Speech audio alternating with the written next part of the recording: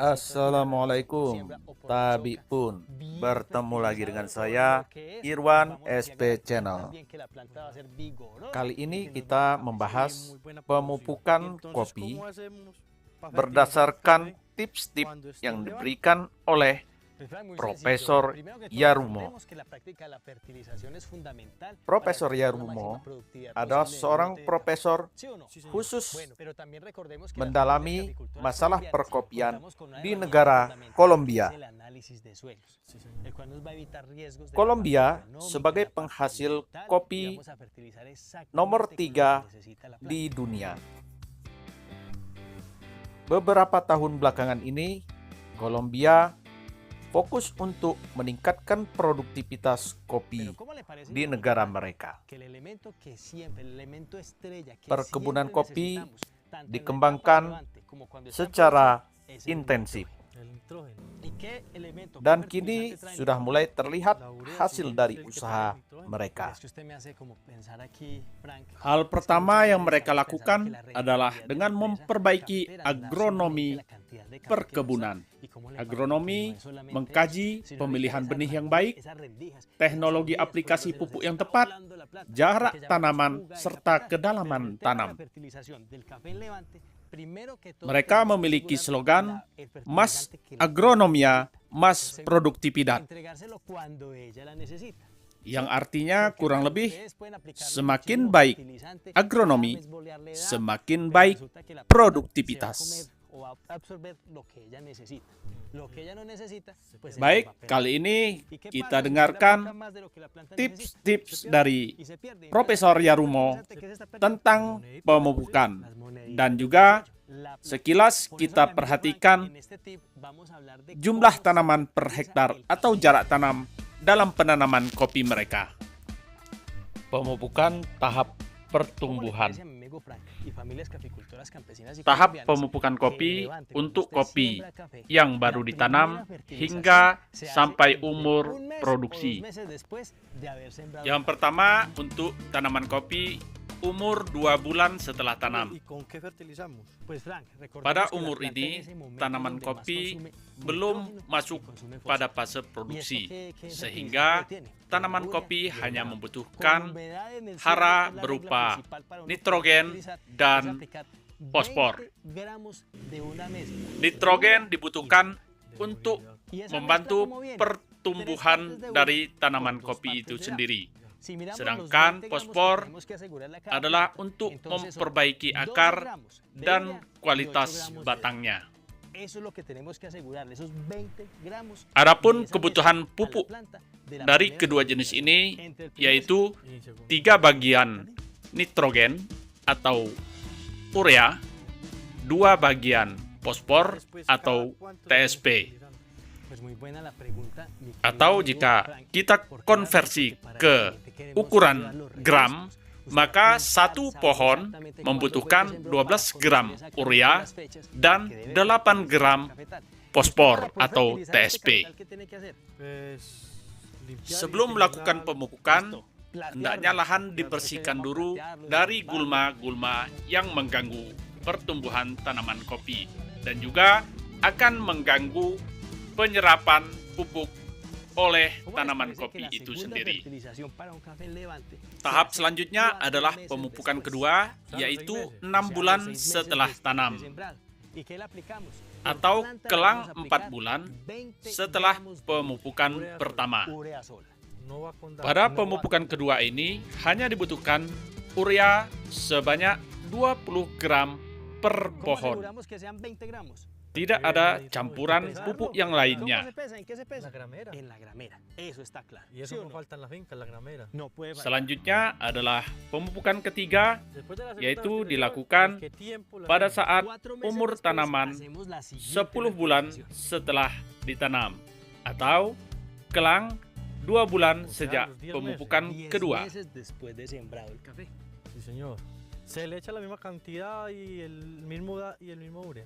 Pues ¿cómo le parece que no? Entonces hacemos la siguiente mezcla. A cada planta le Pada pemupukan ketiga ini dibutuhkan 3 bagian urea, 1,5 bagian TSP, 3 partes dan de 1 una y media bagian de DAP y una KCl. de potasio, de cloruro de potasio. Que eso en gramos sería la siguiente manera: 22 gramos de Atau urea, jika kita 11 gramos de konversi DAP y ke dalam 7 gramos de cloruro bentuk de gram, potasio. maka per pohon membutuhkan 22 gram urea, Y aparte, 11 mi amigo gram Frank, tenemos TSP que asegurarle a cada dan plantica 7 gram 2 gramos KCl. de óxido de magnesio. 2 gramos, para una suma de 42. Exactamente.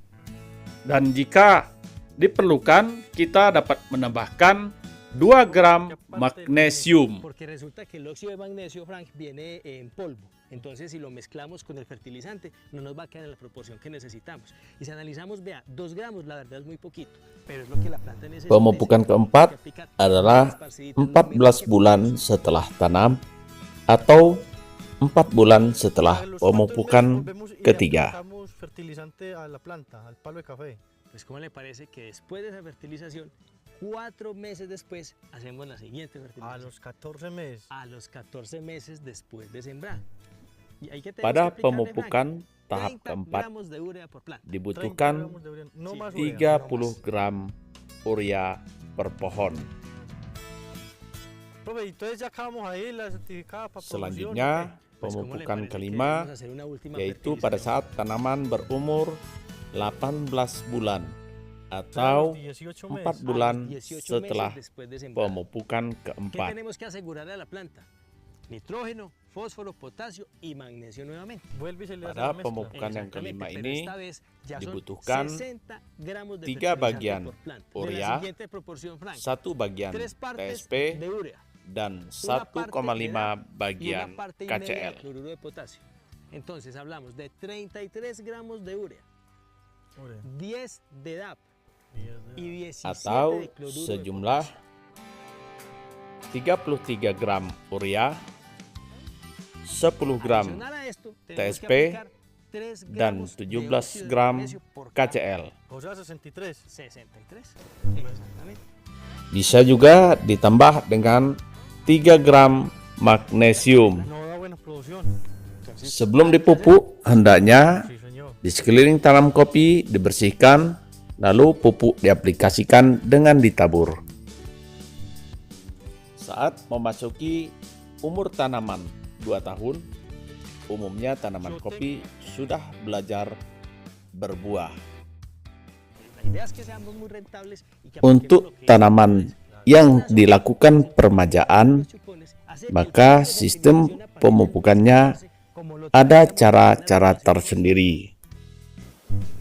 Tahap pertama yaitu 3 bulan setelah dilakukan permajaan. Pada tahap ini diperlukan pemupukan Listo. Sí, señor. 30 gram urea per tanaman. Y ya 4 meses después hacemos la fertilización como la hicimos en el Kemudian pemupukan kedua dilakukan pada saat tanaman permajaan ¿Cuándo se hace? berumur 8 bulan Aplicamos 60 gramos de dengan KCl, komposisi 3 bagian urea, 1 bagian TSP, 17 de cloruro de dan 1,5 bagian KCl. Atau dalam hitungan gram, 2 gramos. 33 gram urea, 10 gram TSP, 17 gram KCl, dan 3 gram magnesium. Marilah kita mengikuti tips dari Profesor Yarumo mengenai pemupukan Recordemos que los árboles hay que pada sembrarlos, sembrarlos tahap donde se necesitan, produksi. en cuencas, en las fuentes de agua. Pero Pada también eso pemupukan depende del sombrío, depende de las tahap condiciones produksi ini agroecológicas que sangat dipengaruhi oleh umur tanaman estamos en el dan juga departamento del Cesar. jumlah Se naungan necesita un yang porcentaje terdapat de sombrío. di Pero si kebun nos vamos para el kopi. centro del país, pues de acuerdo a la luminosidad, la precipitación, los suelos, Jumlah naungan dice que si usted le coloca 35% dari luas lahan es que va a bajar la producción. akan mengurangi Un lote que necesita pemakaian y usted no le tiene pupuk. sombrío, pues también le va a bajar la producción. Aquí es donde ustedes, familias que Adanya agricultoras pohon colombianas, naungan se van para donde su akan extensionista mengurangi y le preguntan, penguapan ¿qué porcentaje de pupuk sombrío yang deben tener kita sus taburkan, empresas cafeteras? Allá en cada sehingga una de sus empresas penyerapan cafeteras. oleh ¿Listo? tanaman Listo. akan lebih Pues, tenemos que efisien. garantizarle a nuestro cultivo del café Namun demikian, pohon naungan juga menghalangi sinar matahari terhadap tanaman kopi. Listo. Primero, 300 kilogramos de nitrógeno por hectárea por año. Kebutuhan 50 tanaman kilogramos kopi de per óxido hektar de fósforo per tahun, por hectárea por año. yaitu Tercero, 300 kg nitrogen, 50 kg fosfor, 260 kg kalium, 50 kg magnesium, dan 50 kg sulfur.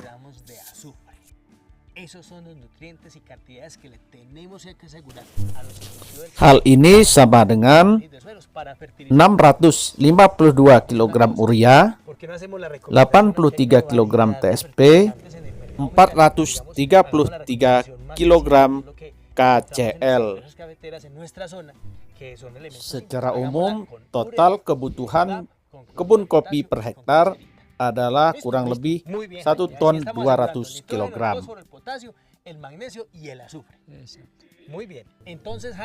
Jika kita ambil perbandingan, maka kebutuhan pupuk adalah 6 bagian urea, 1 bagian TSP, 4 bagian KCL, dan 2 bagian kiserit. Kiserit adalah campuran antara magnesium dan sulfur atau belerang. Finca que tiene más de 7.500 plantas por hectárea, ¿qué le recomienda? Kita ambil contoh pada perkebunan dengan kepadatan 7.500 pohon, sementara naungannya berkisar 35% dari luas lahan. Pada kebun tersebut dibutuhkan 610 kg urea, 110 kg TSP, 430 kg KCL, dan 200 kg kiserit. Total 1.350 kg pupuk per tahun per hektar. Baik para kubista, demikian tips-tips dari Profesor Yarumo mengenai pemupukan. Jangan lupa like, share, dan subscribe.